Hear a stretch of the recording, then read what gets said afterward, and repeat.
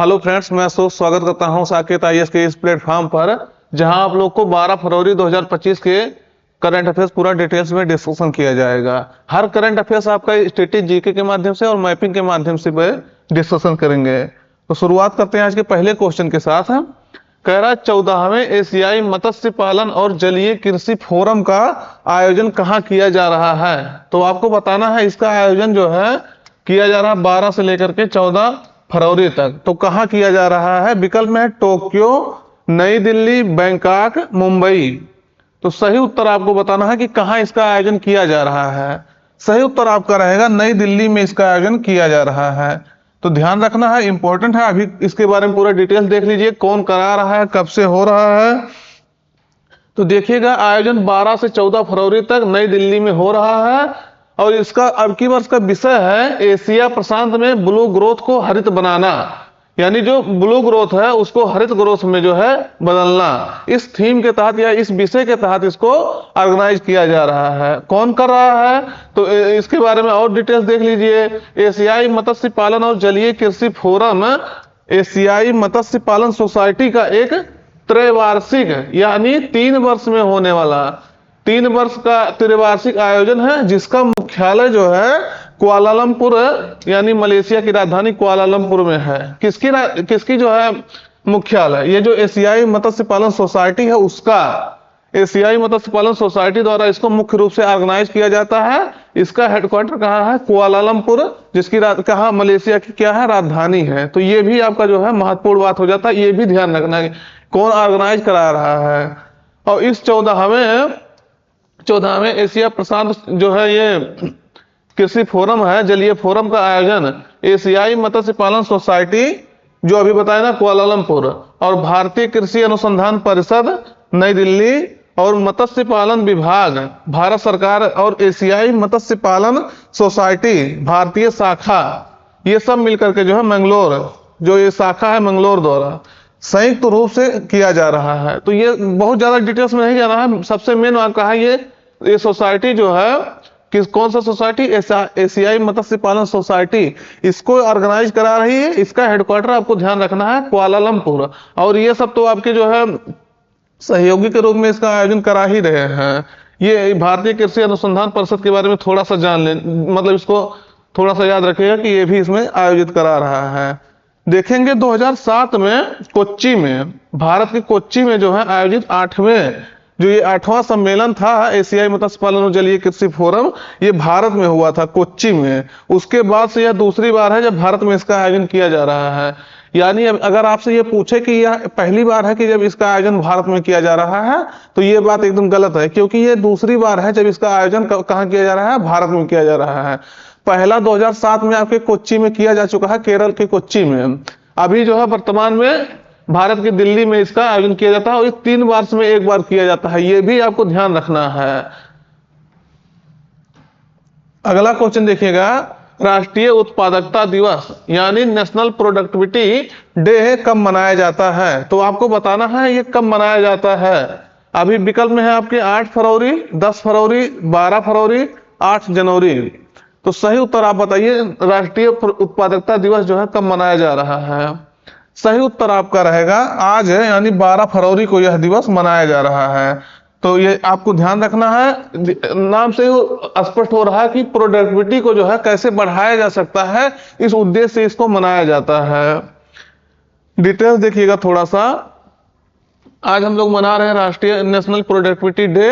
भारत में उत्पादकता संस्कृति जो होता है, प्रोडक्टिविटी कल्चर, उसको बढ़ावा देने के लिए राष्ट्रीय उत्पादकता परिषद, ये नेशनल प्रोडक्टिविटी काउंसिल द्वारा यह दिवस मनाया जाता है। ये आपको ध्यान रखना कौन मनाता है, तो राष्ट्रीय उत्पादकता परिषद। इसका काम ही है जो है ये वाणिज्य मंत्रालय के तहत, उद्योग और वाणिज्य मंत्रालय के तहत ये कार्य करता है, जिसके वर्तमान में पीयूष गोयल मंत्री हैं।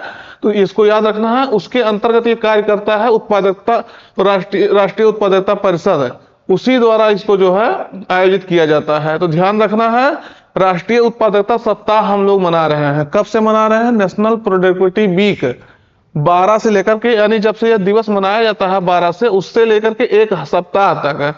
तो 12 से लेकर के 18 तक है आपका। 12 से लेकर के 18 फरवरी तक हम लोग नेशनल प्रोडक्टिविटी वीक मना रहे हैं, सप्ताह मना रहे हैं। इसी के बारे में कि उत्पादकता को कैसे इसके कल्चर को या उत्पादकता को कैसे बढ़ाया जा सकता है, इसलिए इसको जो है मनाया जाता है। अब की वर्ष का थीम आपको जरूरी जानना है, क्योंकि थीम से कई बार क्वेश्चन पूछा जा सकता है। तो कह रहा है, इंग्लिश से पहले देख लीजिए, फ्रॉम आइडियाज टू इम्पैक्ट, उसके बाद protecting intellectual property for competitive startups, तो विचारों से प्रभाव तक, हिंदी में देखेंगे विचारों से प्रभाव तक प्रतिस्पर्धी स्टार्टअप के लिए बौद्धिक संपदा की रक्षा करना। इस थीम के तहत इसको जो है मनाया जा रहा है। क्या मनाया जा रहा है? नेशनल प्रोडक्टिविटी डे 12 जनवरी को मनाया जाता है, तो ध्यान रखना है। राष्ट्रीय प्रोडक्टिविटी डे आपका पूछा जा चुका है क्वेश्चन। अगला क्वेश्चन है, पहला ओलंपिक ई स्पोर्ट्स गेम्स। देखिएगा क्या कह रहा, अभी ओलंपिक हुआ था, कहाँ हुआ था? पेरिस में हुआ था। कब का? 2024 में हुआ था। 2024 में पेरिस ओलंपिक जब हुआ था, तब इसका घोषणा कर दिया गया था कि इसका आयोजन कहीं होगा, मतलब ई स्पोर्ट्स गेम्स का। अभी इसको बता दिया गया है इंटरनेशनल ओलंपिक कमेटी द्वारा कि इसका आयोजन कहाँ किया जाएगा, वो भी कब किया जाएगा? 2027 में पहली बार इसका आयोजन होगा। देख लीजिए क्या कह रहा है ना, पहला क्वेश्चन बहुत महत्वपूर्ण है, आपसे पूरा संभावना है कि क्वेश्चन यहां से पूछा जा सकता है। पहला ओलंपिक ई स्पोर्ट्स गेम्स 2027 का आयोजन किस शहर में किया जाएगा? अभी देश भी पूछ सकता है आपसे, किस देश में किया जाएगा। अभी ये पूछ रहा है आपसे किस शहर में किया जाएगा। अभी जैसे ये फ्रांस के पेरिस में हुआ ओलंपिक ओलंपिक 2024 का आयोजन कहाँ हुआ? पेरिस में हुआ था, ओलंपिक और पैरा ओलंपिक दोनों का। अभी ये क्या कह रहा है, किस शहर में जो है ई स्पोर्ट्स गेम्स ओलंपिक से संबंधित होगा। तो विकल्प में है Riyadh, Abu Dhabi, New York, Seoul. तो आपको बताना है कहां इसका आयोजन किया जाएगा। सही उत्तर आपका रहेगा सऊदी अरब की राजधानी रियाद में इसका जो है आयोजन किया जाएगा। वो भी कब किया जाएगा? 2027 में इसका आयोजन किया जाएगा। तो ई स्पोर्ट्स से संबंधित आप जानते होंगे बहुत सारे गेम होते हैं, आप लोग जो है युवा हैं, खेलते होंगे गेम ई स्पोर्ट्स, तो उससे संबंधित जो है गेम्स को इंटरनेशनल लेवल पर पहचान दिलाने के लिए यह आयोजन होगा। तो देख लीजिएगा थोड़ा डिटेल्स है। पहला ओलंपिक ई स्पोर्ट्स गेम्स 2027 में रियाद यानी सऊदी अरब में आयोजित किया जाएगा। वो भी पहला है, इसलिए क्वेश्चन बहुत महत्वपूर्ण हो जाता है। इसमें क्या होगा, एक ही स्थान पर कई अलग अलग वर्चुअल गेम्स, ऑनलाइन गेम्स और वीडियो गेम एक साथ खेले जाएंगे। तो आपको बता ही दिए, आप जो है कई इसमें से बहुत सारे लोग पबजी गेम खेलते हुए देखे होंगे लोगों को, या खेले होंगे बहुत सारे लोग, तो देखते होंगे किस तरह से उसको खेला जाता है। लूडो ऑनलाइन खेला जाता है किस तरह से, उसी सब गेम्स को जो है एक प्लेटफॉर्म दिया जा रहा है कि कैसे इसको जो है यहाँ आयोजित किया जा सकता है। तो ध्यान रखना है। अंतरराष्ट्रीय ओलंपिक समिति इंटरनेशनल ओलंपिक कमेटी ने जो है 11 फरवरी को यानी कल के दिन यह घोषणा कर दी है कि कहाँ होगा इसका आयोजन, रियाद में होगा। देखिए जब पेरिस ओलंपिक हो रहा था तभी उसका एक घोषणा हो चुका था कि सऊदी अरब में होगा। अभी इसका शहर का भी इसके डिसीजन हो गया है कि किस शहर में होगा। तो ये सब बातें आपको ध्यान रखना है। इंटरनेशनल ओलंपिक कमेटी जो है खेलों के आयोजन के लिए सऊदी ओलंपिक और पैरा ओलंपिक समिति के साथ साझेदारी कर रहा है, मतलब उनके साथ कोऑर्डिनेशन बैठा रहा है कि कैसे इसको आयोजित किया जाएगा। तो ये आपको एकदम याद रखना है, रियाद में, सऊदी अरब की राजधानी रियाद में इसका आयोजन होगा। रियाद अब मैप में आप देख लीजिएगा, ये देखिएगा आपका कर्क रेखा जिसे कहते हैं, ट्रॉपिक ऑफ कैंसर है, तो उसके ऊपर जो है रियाद स्थित है। यही आपसे डायरेक्टली पूछा जा सकता है रियाद की लोकेशन कहाँ है। चार आपको लोकेशन दे देगा, कहेगा कौन जो है कर्क रेखा के ऊपर में स्थित है। तो देखिएगा ये कर्क रेखा के ऊपर में आपके स्थित है, तो ये आपको ध्यान रखना। इस तरह से लोकेशन अगर आप देखते रहेंगे तो कोई भी एग्जाम आपसे पूछे, छोटे से लेकर के जो है थोड़ा बड़े तक का, तो कोई भी आप जो है इसका एग्जाम में आपके सही जाएगा ये आपका आंसर। कोई जरूरी नहीं कि यही पूछे कि कहाँ होगा, हो सकता है इसका लोकेशन से पूछ लीजिए। मान लीजिए यहाँ एक डेजर्ट है, एक रेगिस्तान है, एन नाफुद डेजर्ट, तो यही आपसे पूछा जा सकता है कि किस देश में है। ज्योग्राफी का क्वेश्चन है, लेकिन आपको कहाँ पढ़ाया जा रहा है, करंट अफेयर्स के सेशन में पढ़ाया जा रहा है, तो ध्यान रखना है। ये देखिएगा अकाबा की खाड़ी है, रेड सी से सीमा साझा करता है, तो ये सब आपको ध्यान रखना है। अगला है देखिएगा, भारत का पहला स्वदेशी स्वचालित इंडिजिनस और स्वचालित है, ऑटोमेटेड है बायोमेडिकल बायोमेडिकल अपशिष्ट उपचार संयंत्र जिसका नाम दिया गया सृजनम, किसने जो है लॉन्च किया है? तो आपको ये बताना है किसने इसको लॉन्च किया, वो भी पहला है, भारत का पहला है। तो इस तरह से क्वेश्चन जो है पूछा जाता है, भारत का पहला कौन है, सबसे बड़ा कौन है? तो विकल्प में है कौन इसको इस उपचार संयंत्र को जो है किसने लॉन्च किया है? विकल्प में है नरेंद्र मोदी, जेपी नड्डा, डॉक्टर जितेंद्र सिंह, अमित शाह। तो इसको किसने लॉन्च किया है और कहा, ये आपसे ये भी पूछा जा सकता है कहाँ लॉन्च किया है? तो नई दिल्ली में इसको जो है लॉन्च किया गया है। कौन लॉन्च किया है? तो साइंस और टेक्नोलॉजी मिनिस्टर हैं डॉक्टर जितेंद्र सिंह, तो उनके द्वारा इसको लॉन्च किया गया है, डॉक्टर जितेंद्र सिंह द्वारा। ध्यान रखना है, विज्ञान और प्रौद्योगिकी मंत्री।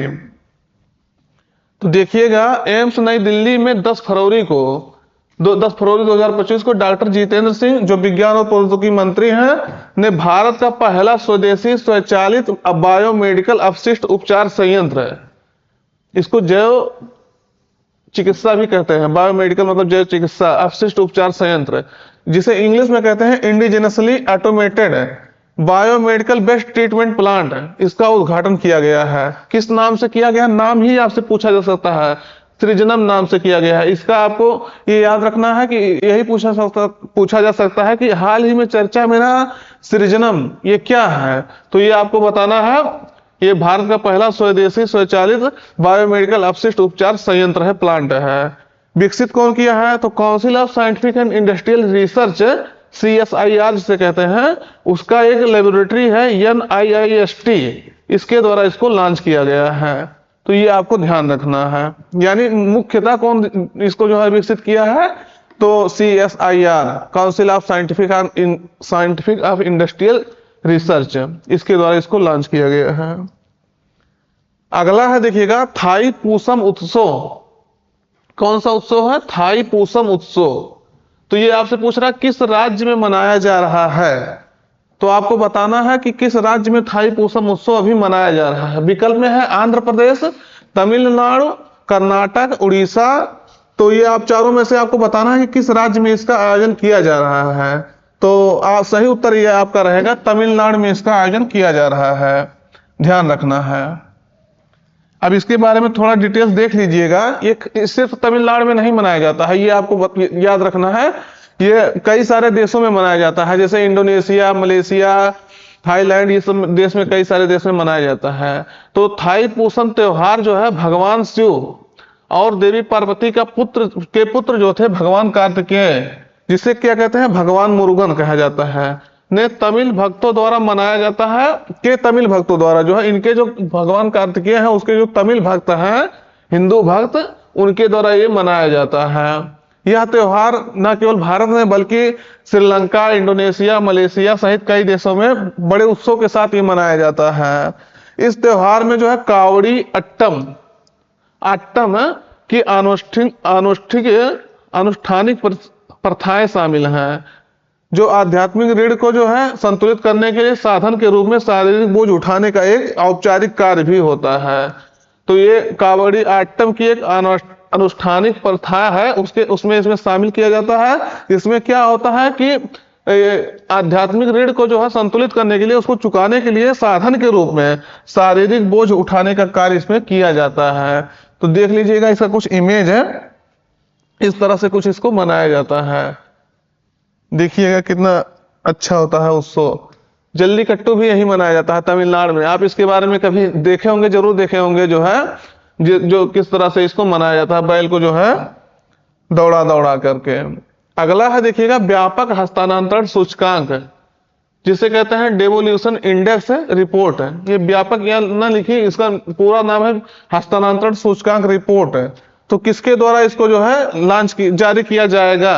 तो अभी पूछ रहा है किसके द्वारा इसको जारी किया जाएगा। विकल्प में है आपके Shivraj Singh Chouhan, professor SP Singh Baghel, Amit Shah, JP Nadda. तो कौन इसको लॉन्च करेगा आपको बताना है। सही उत्तर आपका रहेगा SP सिंह बघेल इसको लॉन्च करेंगे। कब लॉन्च करेंगे? कल लॉन्च करेंगे, तो ध्यान रखना है। अब इस क्यों लॉन्च किया जाता है ये रिपोर्ट, अब इसके बारे में देख लीजिएगा। हस्तांतरण सूचकांक रिपोर्ट, जिसे डेवोल्यूशन इंडेक्स रिपोर्ट कहते हैं। तो प्रोफेसर SP सिंह बघेल 13 फरवरी यानी कल इसको जो है लॉन्च करेंगे नई दिल्ली में। तो ये जो है पंचायती राज मंत्रालय और मत्स्य पालन, पशुपालन और डेयरी मंत्रालय के राज्य मंत्री हैं। कौन? Professor SP Singh Baghel. तो इनके द्वारा ये लॉन्च किया जाएगा। हस्तांतरण सूचकांक सहकारी संघवाद, जिसे कहते हैं कोऑपरेटिव फेडरलिज्म, और स्थानीय स्वशासन जो लोकल गवर्नमेंट्स होता है उसको मजबूत करने के लिए कार्य करता है।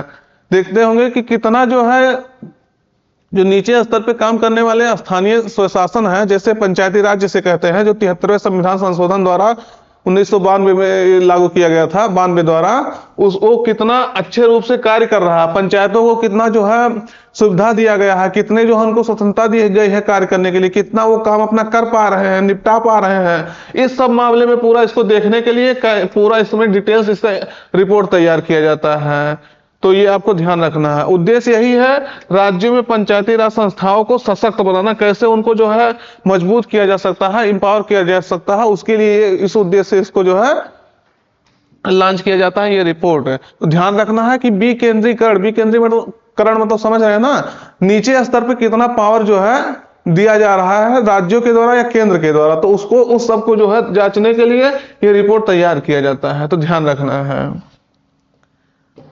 अगला है देखिएगा, डोनेट आर्गन सेव लाइफ, यानी कह रहा है आर्गन्स को डोनेट करिए और जीवन को बचाइए।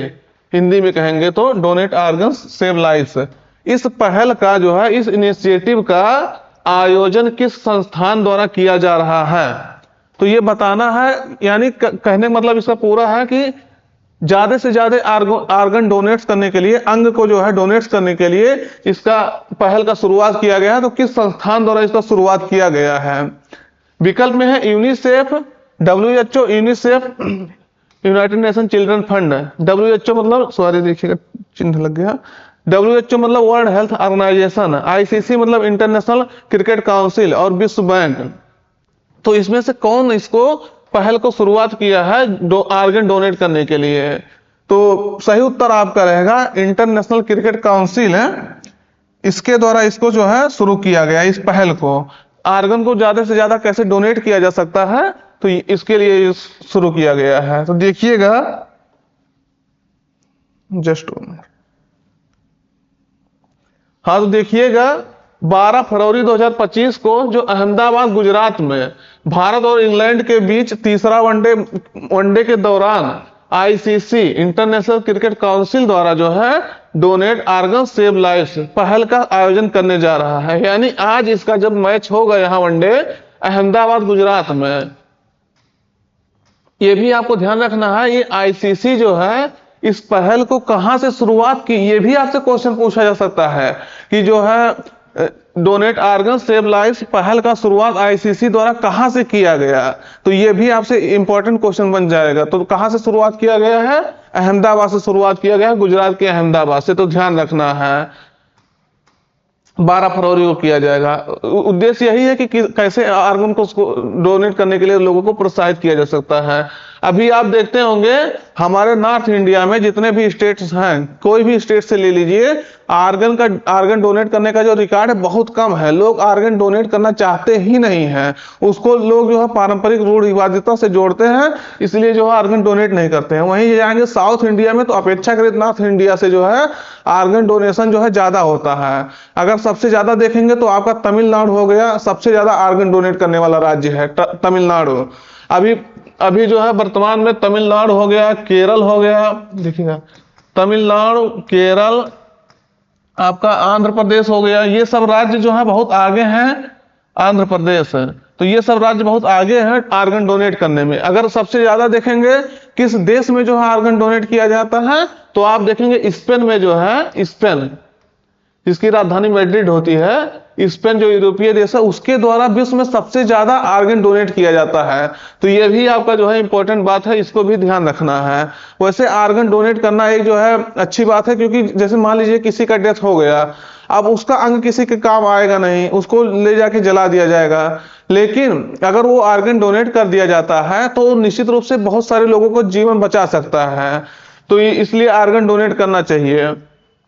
ICC के अध्यक्ष जो है जय शाह हैं, जो हमारे देश के गृह मंत्री हैं अमित शाह, उनके लड़के हैं, अभी जो है सबसे कम उम्र के 36 वर्ष की उम्र में मात्र आईसीसी के इंटरनेशनल क्रिकेट काउंसिल के अध्यक्ष बने थे। अभी कुछ ही दिन हुआ इनको अपना पद ग्रहण किए हुए। तो इस पहल की घोषणा की है जिसमें जो है लोगों को प्रेरित करने और एकजुट करने में जो है मदद मिलेगी इस जो है सेव लाइफ्स और सेव लाइफ्स पहल के साथ, डोनेट ऑर्गन सेव लाइफ्स पहल के तहत। देखिएगा आप आईसीसी के बारे में थोड़ा सा जान लीजिएगा। ये इंटरनेशनल लेवल पर जो है क्रिकेट कराने वाली जो है बॉडी है, आपको याद होगा ये पूरा जो है इसका मैनेजमेंट देखती है। इसकी स्थापना जो है 1909 में हुई थी। कब हुई थी? 1909 में। वर्तमान समय में इसका हेडक्वार्टर देखेंगे तो कहाँ है? अगर हेडक्वार्टर की बात करते हैं इसके तो कहाँ है? यूएई के जो है दुबई में। कहाँ है? दुबई में। देखिएगा दुबई यूएई की राजधानी नहीं है, ये बात आपको ध्यान रखना है। यूएई की राजधानी अबू धाबी है, लेकिन इसका जो बड़ा शहर है दुबई, उसमें इसका हेडक्वार्टर है। वर्तमान में देखेंगे तो दुबई में है, लेकिन जब इसकी स्थापना हुई थी 1909 में, उससे लेकर के 2005 तक इसका हेडक्वार्टर कहाँ था? लंदन से, लंदन में मतलब सॉरी। तो इसका हेडक्वार्टर कहाँ था? लंदन में। वर्तमान में कहाँ है? तो दुबई में है। तो ये आपको ध्यान रखना है। अगला है देखिएगा चेन्नई ओपन टेनिस पुरुष एकल यानी मेल सिंगल्स 2025 का टाइटल्स खिताब किसने जीता है? तो ये बताना है। इसका आयोजन अभी तमिलनाडु में हुआ था, तो इसको कौन जीता है? विकल्प में है बिली हैरिस, किरियन जैकवेट, एलियांस यमेर, इनमें से कोई नहीं। तो कौन जीता है इस चेन्नई ओपन टेनिस पुरुष एकल का खिताब, ये आपको बताना है। तो किसने जीता? सही उत्तर आपका रहेगा किरियन जैकवेट, जो फ्रांस के खिलाड़ी हैं, वो ये अवार्ड जीते हैं, खिताब जीते हैं। किसको हरा करके? तो स्वीडन के एलियांस एमेर को हरा करके ये खिताब जीते हैं, अपने नाम किया है। तो देख लीजिएगा इसके बारे में। आयोजन जो है इसका 9 फरवरी 2025 को हुआ था। कहाँ? नुंगमबक्कम के एसडीएटी स्टेडियम में। कहाँ? तमिलनाडु में। यहां इसका आयोजन किया गया था। और फ्रांस के जो है किरियन जैकवेट ने स्वीडन के एलियांस एमेर को हरा करके 2025 चेन्नई ओपन टेनिस पुरुष एकल का खिताब अपने नाम किया था, जीता था। तो ये आपको ध्यान रखना है। अगला क्वेश्चन देखिएगा, फरवरी 2025 में भारतीय सेना और भारतीय वायुसेना यानी इंडियन आर्मी और इंडियन एयर फोर्स द्वारा संयुक्त हवाई अभ्यास का आयोजन किया गया है। तो ये कहाँ, सॉरी, ये किस नाम से किया गया? ये आपका लोकेशन भी पूछा जा सकता है कि कहाँ किया गया है। तो पूर्वी कमान क्षेत्र में इसको किया गया है। किस नाम से किया गया है आपको बताना है। विकल्प में अभ्यास भारत शक्ति, अभ्यास विंग्ड रेडर्स, अभ्यास गगन शक्ति, इनमें से कोई नहीं। तो किस नाम से जो है इंडियन आर्मी और इंडियन एयर फोर्स जो इस अभ्यास को, संयुक्त अभ्यास को, हवाई अभ्यास को आयोजित किए हैं? तो सही उत्तर आपका बी रहेगा, अभ्यास विंग्ड रेडर्स नाम से यह अभ्यास किया गया है। कहां? पूर्वी कमान जो है उसके मुख्यालय पर। तो देखिएगा भारतीय सेना और भारतीय वायुसेना ने पूर्वी थिएटर में अभ्यास विंग्ड रेडर्स का आयोजन किया। उद्देश्य इसका यही है, अंतर संचालन को जो है बढ़ाना, इंटर कनेक्टिविटी को जो है आपस में बढ़ाना। क्या होता है कि सेनाएं जो है, जैसे मान लीजिए अपने यहाँ 3 सेनाएं मुख्यतः हैं, इंडियन आर्मी हो गया एक, भारतीय वायुसेना जिसे कहते हैं, एयरफोर्स हो गया और नेवी हो गया। तो तीनों सेनाएं क्या हुआ, कहीं मान लीजिए कोई ऐसा घटना हो गया जो तीनों को एक साथ जो है काम करना जरूरी होता है। तो तीनों अगर 3 जगह 3 लोग इसको कंट्रोल करेंगे, तीनों अलग अलग तरह से काम करेंगे, तो ये निश्चित रूप से उतना बढ़िया से परफॉर्मेंस नहीं कर पाएगा। तो ऐसा देखा गया कि मतलब ये जो है तीनों को एक साथ, कभी ऐसे परिस्थिति आए कि तीनों को एकजुट करके जो है काम कराया जा सके, उनमें कोऑर्डिनेट बहुत जरूरी होता है। इसके कारण से अभी कुछ दिन पहले आपको CDS, chief of defence staff का पद भी बनाया गया था, इसी जो है अंतर संचालन को बढ़ाने के लिए, इंटर कनेक्टिविटी को जो है बढ़ावा देने के लिए। तो ये आपको ध्यान रखना, सीडीएस का पद ऐसे आया था। आप देखते होंगे तीनों सेनाओं का जो है, तीनों सेनाओं का हेड नहीं कहेंगे उसको, तीनों सेनाओं का हेड तो राष्ट्रपति होता है, लेकिन तीनों सेनाओं को जो है नियंत्रित करता है, तीनों सेनाओं को जो है आपस में जोड़ते हुए जो है काम करता है। तो इस अभ्यास में अंतर सेवा तालमेल को जो है बेहतर बनाने के लिए विशेष हवाई अभियानों पर ध्यान केंद्रित किया गया है। तो ये आपको याद रखना है। किस नाम से किया गया है? अभ्यास विंग्ड रेडर्स। और कहाँ किया गया है? पूर्वी थिएटर में।